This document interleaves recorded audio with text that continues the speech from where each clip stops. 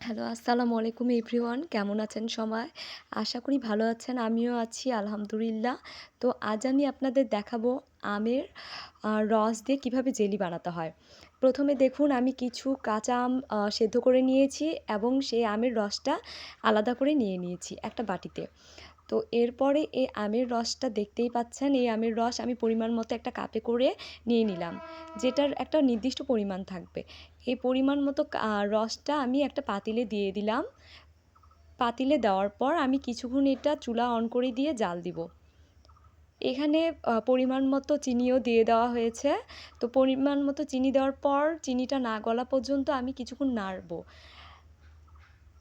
কিছুক্ষণ নাড়াচাড়া হয়ে গেলে দেখাই যাচ্ছে যে আমার আমের রসটা কিছুটা ঘনত্ব ঘন হয়ে আসবে আর বুদবুদ করে ফুটবে।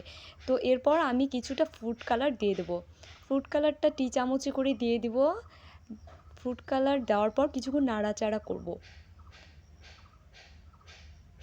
দেখা যাচ্ছে যে পরিমাণ মতো ফ্রুট কালার হয়নি, তাই আমি আরও কিছুটা ফ্রুট কালার দিয়ে দেবো যাতে ফ্যাকাশে রঙটা না হয়। আর এটা যেহেতু আমের কাঁচা আমের রস দিয়ে হচ্ছে জেলি তৈরি হচ্ছে, তাই আমি গ্রিন ফ্রুট কালার ইউজ করেছি এখানে। এরপর কিছুটা জ্বালানোর পর কিছুক্ষণ আমি নাড়াচাড়া করার পর এখানে ভ্যানিলা এসেন্স দিয়ে দেবো।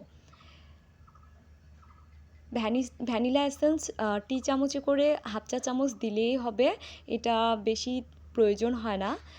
তো এরপর আমি ভ্যানিলা এসেন্সের একটা ফ্লেভার আসার জন্য ভ্যানিলা এসেন্স দিয়ে দিলাম।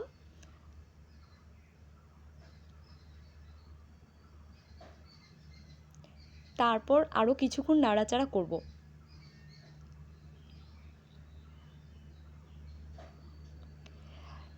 এরপরে যে পরবর্তী স্টেপে আমি হচ্ছে লেবুর রসের সাথে ভিনেগার মিক্সড করে সেই ভিনেগারের রস হলো এই আমের জেলিটাতে দিয়ে দেব।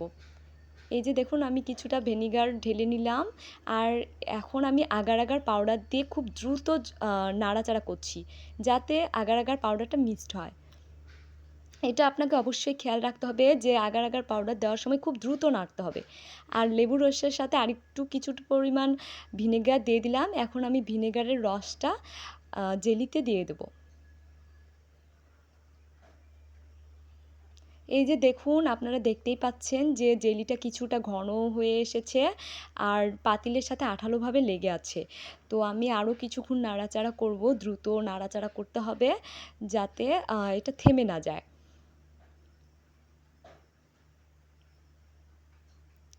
এরপরে আমি আরও কিছুক্ষণ নাড়াচাড়া করার পর এখন আমি লেবুর ও ভিনেগারের রসটা দিয়ে দিলাম। দিয়ে দেওয়ার পর কিছুক্ষণ নাড়াচাড়া করে ফেলেছি। এখন আমি আমার জেলিটা একদমই রেডি হয়ে গেছে। একটা চা ছাঁকনিতে করে আমি ছেঁকে নিলাম। ছেঁকে নেওয়ার পর একটা বাটিতে ছেঁকে নিয়েছি। দেখুন যাতে কোনো র্যাশ মাত্র না থাকে।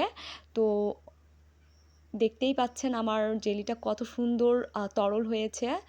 তো এখানে কিছুটা ঠান্ডা করে দেওয়ার পর আমি একটা জারে করে ঢেলে নিলাম।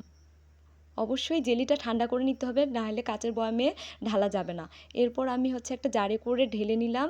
এরপর আমার হয়ে গেল জেলিটা একদম কমপ্লিট। তারপর আমি একটা ঢাকনা দিয়ে ঢেকে দিলাম। তো আপনারা খুব সহজেই এভাবে বাসায় ঘরোয়াভাবে জেলি তৈরি করতে পারবেন।